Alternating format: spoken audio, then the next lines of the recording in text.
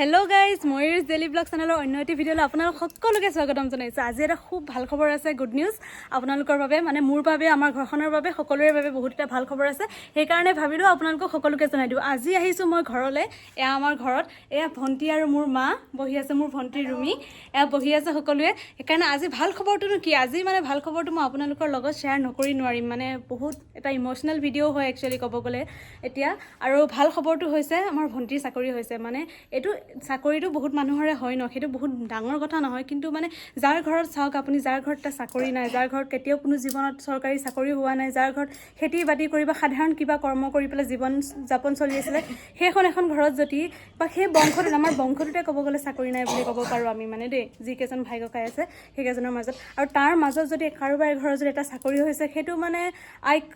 U can't explain, মানে মই কেতিয়াও এক্সপ্লেইন কৰিব নোৱাৰোঁ, আপুনি হয়তো চাগে কেতিয়াও মানে এক্সপ্লেইন কৰিব নোৱাৰিব, কেনেকুৱা ধৰণৰ শব্দৰ অভাৱ হৈ যাব পাৰে এইখিনি কওঁতে মোৰ। সেইকাৰণে মই আপোনালোকক ভণ্টিৰ এই ভাল খবৰটো মই ভাবিলোঁ মোৰ যিখিনি ইউটিউবৰ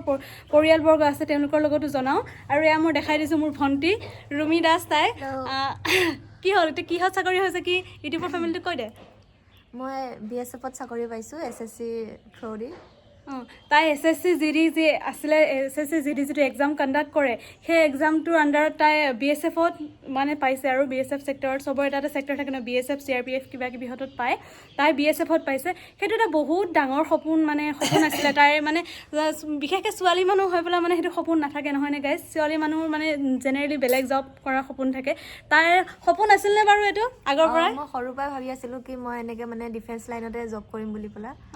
তাই কৈছে যে ডিফেন্স হয়, সৰুৰ পৰা আমি দেখিছোঁ, মানে তাই বহুত ৰানিং কৰিছে, বহুত অত্যন্ত কষ্ট কৰিছে। আজি বহুত কষ্টৰ ফলত মানে এনেকুৱা এটা চাকৰি, মোতকৈ আগত, মই এতিয়ালৈকে পঢ়ি আছোঁ, মোতকৈ আগত চাকৰি পাইছে। এইটো আমাৰ ঘৰখনৰ কাৰণে বহুত ডাঙৰ কথা, আমাৰ অঞ্চলটোৰ কাৰণে ডাঙৰ কথা ক'বলৈ গ'লে। তো মই কেনেকৈ পঢ়িছে, কি পঢ়িছে, সেই বিষয়ে বাৰু পিছত আলোচনা কৰিম, কিন্তু ঘৰখনৰ যিটো আমাৰ পৰিৱেশটো চলি আছে সেইটো মই আপোনালোকক দেখাম। মোৰ মাক সুধিম মই কেনেকুৱা লাগিছে, কি কৰিছে, কেনেকুৱা লাগিছে মা চাকৰি পাই? বহুত ভাল লাগিছে। ভাল লাগিছে, কিয় চকু পানী ওলাই গৈছেচোন, হা কি হ'ল, দুখ লাগিছে হা? আচলতে চবেই মানে কি হেৰি হৈ গৈছে, ইম'চনেল হৈ গৈছে ন, ইমান ডাঙৰ এটা মমেণ্ট, যাৰ মই ক'লোৱে অলৰেডি আমাৰ ঘৰত চাকৰি নাই, চাকৰি বাকৰি নোহোৱা মানুহৰ ঘৰত যদি চাকৰি এটা হৈ যায় কেনেকুৱা হৈ যায় ন, কিমান অভাৱ অনাটনৰ মাজত মানুহ চলি থাকে ক'ব গ'লে। ঠিক আছে, খাব পিন্ধিব পাৰিছোঁ, হ'লেও কিছুমান মানুহৰ নাথাকে জানো সপোন, যে এইখিনি পূৰাব পাৰিলে যদি আজি অভাৱ নহ'লেহেঁতেন। তো সেই বস্তুখিনি আজি কি হৈছে, এটা চাকৰি আমাৰ ঘৰখনলৈ মানে মুকলি কৰিব, সেইখিনি পথটো মুকলি কৰিব। আৰু বিশেষকৈ এইটো যে কিছুমানে উপায় নাপায় কৰিছে তেনেকুৱা নহয়, তাইৰ সপোন, চবতকৈ ডাঙৰ বস্তুটো হৈছে মানুহৰ সপোন, যে মোৰ এইটো সপোন আছে যে মই এইটো কৰিম বা এনেকুৱা এটা কাম কৰিম, মোৰ সপোন আছে। সেই সপোনটোৱে যদি পূৰা হয়, তাতকৈ বেছি ডাঙৰ কথা একোৱেই হ'ব নোৱাৰে মই ভাবোঁ জীৱনত। এতিয়া তাইৰ সপোনটো পূৰা হৈছে, মই সেইটো কাৰণে বহুত সুখী। তাইও ইম'চনেল হৈ পৰিছে, অকণমান হাঁহিছে, ফূৰ্তি লাগিছে। আৰু বেছিদিন নাইও, তাইৰ হাতত এপইণ্টমেণ্ট আহি গৈছে। এপইণ্টমেণ্টখন এবাৰ দেখাই দিলে ভাল হয় নেকি? চাওঁ, এইখন চাওক গাইজ, এইখন এপইণ্টমেণ্টখন দেই, এইখন এপইণ্টমেণ্টখন তাই পাইছে এতিয়া জইন কৰিবলৈ, আৰু বেছিদিন নাই। এপইণ্টমেণ্টখন আপোনালোকক দেখাই দিছোঁ, খুব বেছি সুখৰ খবৰ। আপোনালোকে কেনে পালে কিন্তু জনাব এই খবৰটো পাই পেলাই। আৰু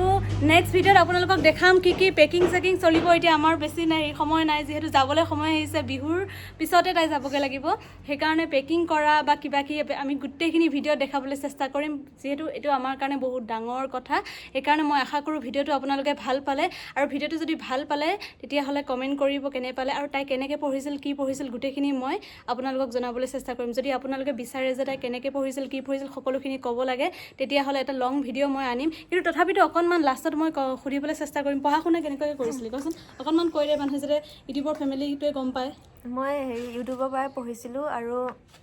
বাকী মই গ্ৰামাৰখিনি নিজে মানে কিতাপ কিনি লৈছিলোঁ, গ্ৰামাৰ কিতাপৰ পৰা পঢ়িছিলোঁ। বাকী মেথছ আৰু ৰিজনিং আৰু বাকী জিকেখিনি মই ইমান পঢ়া নাছিলোঁ, যিমান নলেজ আছিলে সিমানখিনি মই মানে নিজৰ পৰা যিখিনি পাইছোঁ সেইখিনি কৰিছিলোঁ। কিন্তু মানে হিন্দী আৰু ৰিজনিং এইখিনি মানে মই কিতাপ আৰু দুইটাৰ পৰা পঢ়িছিলোঁ, ইউটিউব আৰু কিতাপৰ পৰা ন। আৰু হেৰি কি কয়, কিমান কাট অফ গৈছিল অসমৰ, আৰু তই কিমান পাইছিলে সেইখিনি কৈ দে অকণমান। অসমৰ আমাৰতো SC 76 কাট অফ গৈছে, মই 102 পাইছোঁ। বাকী OBCৰ 81 গৈছিলে, আৰু STৰো এবাৰ 80 আপে গৈছিলে কাট অফ। মই মানে কাট অফতকৈ মোৰ মাৰ্কছখিনি ভাল আছিলে মই মানে ফাৰ্ষ্ট প্ৰিফাৰেঞ্চ যোনটো দিছোঁ সেইটোতে পাইছোঁ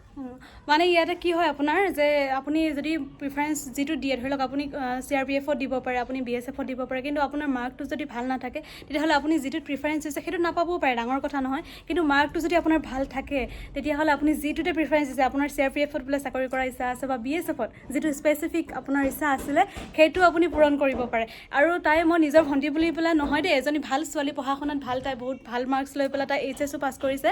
তো আৰু ডিগ্ৰীও ভাল ৰিজাল্ট কৰিছে সেইখিনি কৰি পেলাই আৰু বেছি সময় ৰোৱা নাই মই